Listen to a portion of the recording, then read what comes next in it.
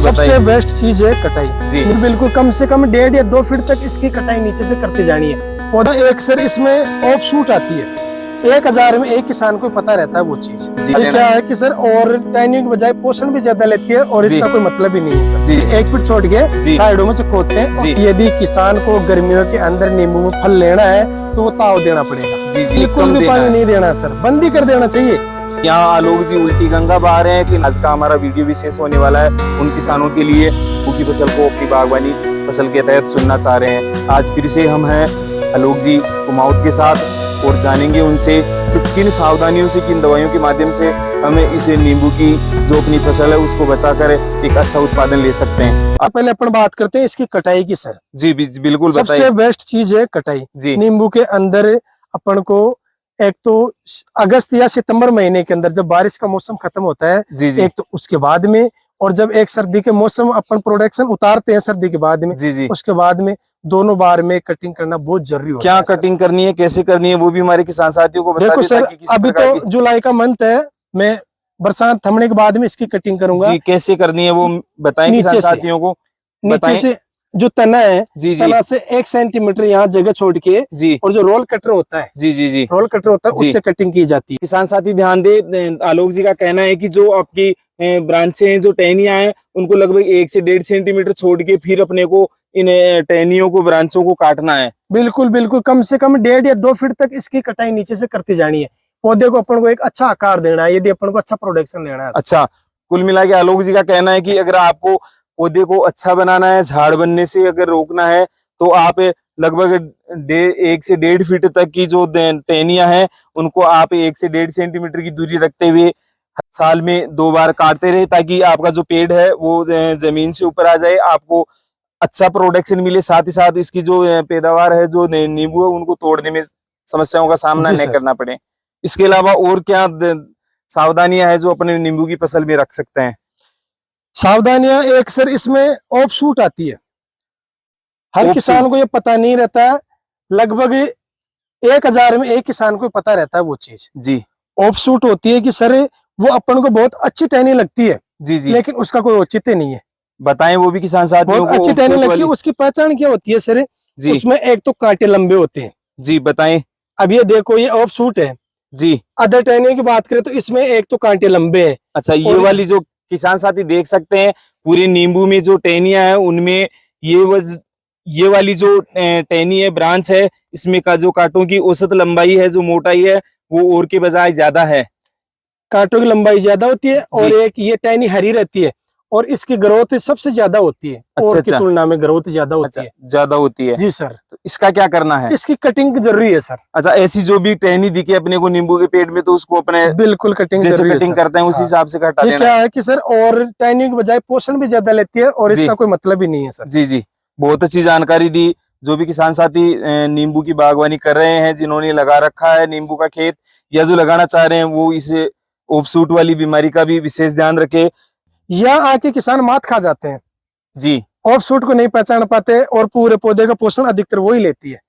हमेशा हरी रहेगी तो बिल्कुल, और किसान का मन भी नहीं करता उसको काटने का। वो अच्छी बढ़वार दे रही है। एक मैंने जैसे घर पे नींबू का पेड़ लगा रखा है, बड़े बूढ़े कहते हैं कि इसका जो जड़वाल है, जो जड़ें हैं, उनको काट दो तो कि नींबू अच्छे से ग्रोथ करेगा। ये जो गुजाई वाला सिस्टम है वो क्या है, बड़े बूढ़े कहते थे जड़वाला काट दो, ये कर दो, तो कोई विशेष वो हाँ बिल्कुल, आपने बहुत अच्छी बात बताई सर। नींबू में क्या होता है कि अपन छोटे पौधे में तो नहीं कर सकते हैं जी, लेकिन जब नींबू की 3 साल की एज हो जाए बीज पौधे की, तो 3 साल बाद में अपन क्या करते हैं कि साइडों में से खोदते हैं इसको, 1 फीट छोड़ के साइडों में से खोदते हैं। 1 फीट छोड़ के? बिल्कुल जैसे 1 फीट छोड़ के साइडों में से खोदते हैं। और खोदने के बाद में क्या होता है सर कि छोटे छोटे जो अपने बाल होते हैं जी, बिल्कुल बारीक रोम की तरह इनमें जड़ी होती है। बिल्कुल देखा है मैंने अपने नींबू की खुदाई के दौरान, एक जो बहुत ही ज्यादा संघन नेट जो होता है ना, उसकी तरह जड़ी फंसी हुई हो रहती है। तो उनको अपन हटाते हैं जी, और उनको हटाने के बाद में उसको खुला छोड़ते हैं सर जी। जैसे ये काम किया जाता है सितंबर महीने में। अब क्यों किया जाता है सर? कौन सा वाला? ये जड़े निकालने वाला। जड़ वाला केवल सितंबर का महीने में चूज करना है। उसका कारण है सर जी, बताएं। अब जैसे वो जड़े निकालने के बाद में उसको अपने लगभग 15 या 20 दिन तक खुला छोड़ते हैं। जी जी। खुला छोड़ने को अपन बोलते हैं कि ताव देना। ताव देना। अब ताव क्यों दिया जाता है, उसके पीछे एक कारण है सर। जी बताएं। सबसे बड़ा कारण है कि यदि किसान को गर्मियों के अंदर नींबू में फल लेना है तो वो ताव देना पड़ेगा। जी जी जी। तो ताव देना कोई इंसेक्ट्स वगैरह खत्म करने के लिए या कोई विशेष कारण नहीं है? सर, उसमें मेन चीज इंसेक्ट वाला तो है जो है जी इंसेक्ट का भी कंट्रोल होता है। जी और मेन चीज ये है कि इसके अंदर नमी नहीं रहनी चाहिए, ताव देने का मतलब। जी जी। और नमी नहीं होने के बाद में अपन क्या करते हैं, जो खाई खोदते हैं चारों तरफ, जी जो रिंग मेथड। रिंग मेथड है। जी जी जो खाई खोदने के बाद में अपन ताव देने के बाद में उसमें गोबर का खाद और दवाई डालते हैं। जी जी और दवाई डालने के बाद में फिर अपन पानी देते हैं ना, जी तो पानी देने के बाद में फिर पुष्पन क्रिया चालू हो जाती है अक्टूबर महीने में। जी जी और जब अक्टूबर महीने में पुष्पन क्रिया चालू होगी जी तो गर्मी के अंदर, मार्च के अंदर वो अपन को फल देगा। जी। बहुत अच्छी जानकारी तब थी। अपन को सितंबर में ताव देते हैं, और ये चीज हर किसान को पता नहीं होती है सर। जी जी। सही बात तो बताऊं तो जैसे मेरे नींबू के 2-3 पेड़ लगे हुए हैं, तो मैं जब चाहे तब लग जाता हूँ। एक छोटा सा नींबू है, उसकी जड़ें भी मैंने काट दी और काफी दिनों से वो बड़ा नहीं हो रहा है।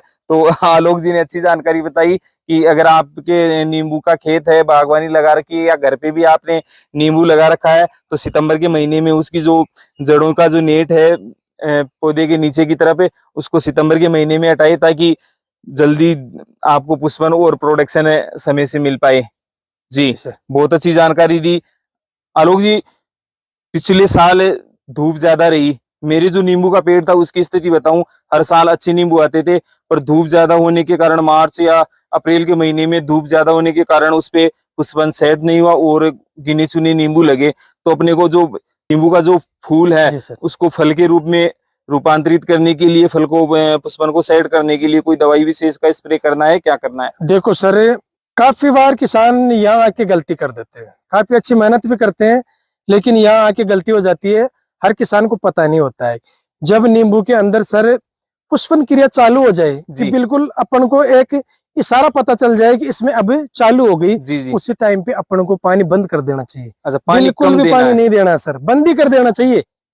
किसान साथी विशेष ध्यान दे, क्योंकि जब पुष्पन आती है तो हम लोग क्या करते हैं, भाई फूल आने लग गए, पानी अच्छा डालो ताकि फूल जड़े नहीं और नहीं करे। और यहाँ आलोक जी उल्टी गंगा बहा रहे हैं। इनका कहना है कि जब पुष्प आना स्टार्ट हो जाए या आपको दिखे कि ये पुष्पन की क्रिया होने वाली है, तो पानी कम कर देना चाहिए। इसका कारण भी अपन आलोक जी से कम जान नहीं, लेते हैं। पूरा ही बंद कर देना चाहिए सर एक बार तो। अच्छा, कितने दिनों बाद सिंचाई पूरा ही करें? बंद कर देना चाहिए। अब देखो बंद कितने दिन तक करे सर, जी इसका टाइम फिक्स तो नहीं है। जी जी लेकिन जब सर वो पुष्प आ रहे हैं जी और वो पुष्प यदि उसमें मूंग जितने तो दानों में परिवर्तित हो जाए, अच्छा, आपका बाद जो में नींबू। हाँ जो जी फल है, जी वो फल यदि मूंग के दाने जितना था आ जाए, जी उसके बाद में धीरे धीरे अपन को पानी चालू करना करना है। चाहिए, तब तक बंद करना चाहिए बिल्कुल।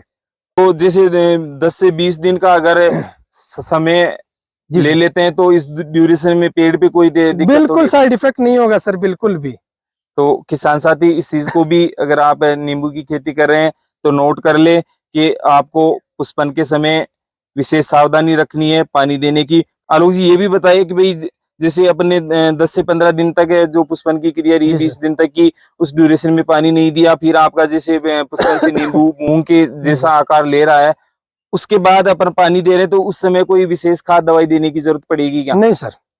कई बार क्या है, किसान साथी ऐसे सोचते हैं कि भाई अब नींबू लगने लग गए, इसमें खाद दवाई डाल दे तो ये जल्दी से आकार ले लेंगे, जल्दी से नहीं, प्रोडक्शन वो मिल तो जाएगा। हर 6वें महीने पे अपन 2 बार देते हैं खाद। जी जी और यदि खाद दिया हुआ नहीं है तो फिर तो उनको देना पड़ेगा खाद। जी जी। ये है सर। किसान साथी ध्यान दे, आपने अगर 2 बार खाद फर्टिलाइजर वगैरह इसमें डाल दिया है तो बारी बारी से खाद फर्टिलाइजर देने की जरूरत नहीं है। जो आपने पहले खाद फर्टिलाइजर डाला है उससे ही वो जो पौधा है आपका पोषण लेता रहेगा, और वो आपका जो फल है वो उसी से आप अच्छा आकार प्राप्त कर लेगा। आलोक जी, आपने व्यस्तम समय में से हमारे किसान साथियों के लिए समय निकाला, इसके लिए आपको बहुत बहुत धन्यवाद।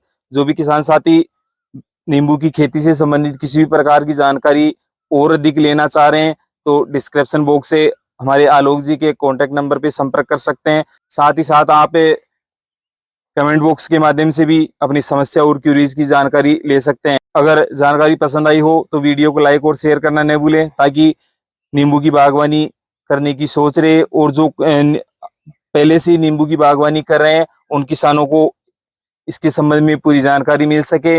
अगर आप हमारे चैनल खेती तकनीक पर नए हैं तो इसी प्रकार की यूनिक और फील्ड से जुड़ी हुई वास्तविक जानकारियों एवं अनुभवों के लिए चैनल को सब्सक्राइब करके बेल आइकन जरूर दबा लें, ताकि आपको बिना किसी जिद्दोजहद के, मशक्कत के ऐसी ही तकनीकी और ज्ञानवर्धक कृषि संबंधी जानकारियां मिलती रहे।